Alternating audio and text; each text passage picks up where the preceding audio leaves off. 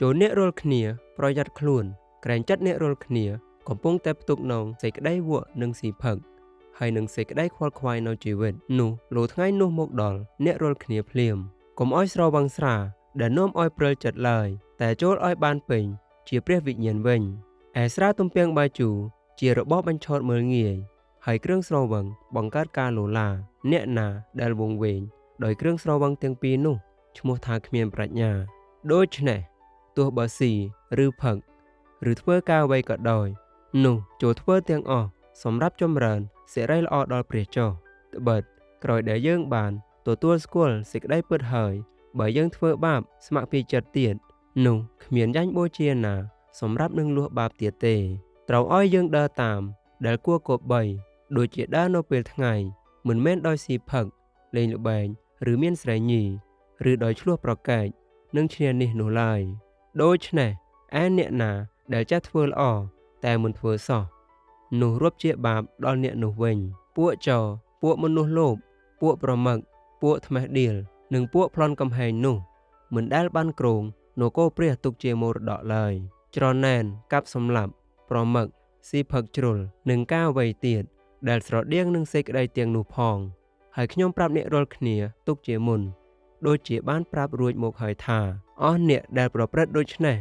នោះមិនបានគ្រងនគរព្រះទុកជាមរតកឡើយដូច្នេះ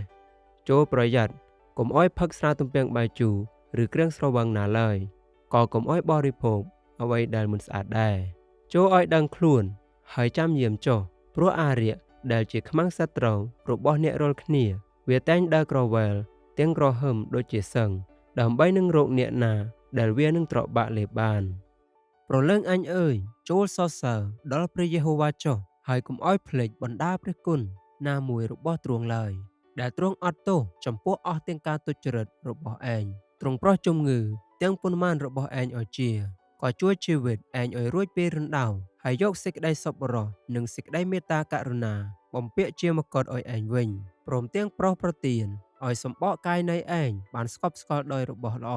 ប្រយោជន៍ឲ្យវ័យក្មេងឯងបានកែឡើងជាថ្មីដូចជាឥន្ទ្រីព្រះយេហូវ៉ាទ្រង់សម្រេចកិច្ចការដ៏សុចរិតហើយនឹងសេចក្តីយុត្តិធម៌ចំពោះអស់អ្នកណាដែលត្រូវគេសង្កត់សង្កិនទ្រង់បានទ្រាំទ្ររងអស់ទាំងសេចក្តីឈឺចាប់របស់យើងហើយបានទទួលផ្ទុកអស់ទាំងសេចក្តីទុក្ខព្រួយរបស់យើងពិតប៉ុន្តែយើងរាល់គ្នាបានរាប់ទ្រង់ទុកជាអ្នកមានទោសវិញគឺជាអ្នកដែលព្រះបានវាយជាអ្នកដែលរងវេទនាតែទ្រង់ត្រូវរបួសដោយព្រោះអំពើរំលងរបស់យើងក៏ត្រូវវាយជួមដោយព្រោះអំពើទុច្ចរិតរបស់យើងទេឯការវេផ្ចាលដែលនាំឲ្យយើងបានជាមេត្រីនោះបានធ្លាក់ទៅលើទ្រង់ហើយយើងរាល់គ្នាបានប្រោះឲ្យជាដោយសារស្នាមរំពួតនៅអង្គទ្រង់ត្បិតកន្លែងណាដែលមានសេចក្តីច្រណែននិងសេចក្តីគំនុំនោះក៏មានវឹកវរនិងសេចក្តីអាក្រក់គ្រប់យ៉ាងដែរតែប្រាជ្ញាដែលមកពីឋានលើនោះមុនដំបូងហៅថាបរិសុទ្ធរួចមកមានមេត្រីចិត្តសេចក្តីសំឡូតចិត្តទន់ក៏ពេញដោយសេចក្តីមេត្តាករុណានិងផលល្អឥតរើសមុខហើយឥតពុតមាយាផងរីឯផលនៃសេចក្តីសុចរិតនោះបានរស់ចុះដោយសេចក្តីមេត្រីសម្រាប់ពួកអ្នកដែលរងសេចក្តីមេត្រីនោះឯងទ្រង់ប្រោសអស់អ្នកដែលមានចិត្តសង្រេងឲ្យបានជាក៏រំរបួសឲ្យគេផង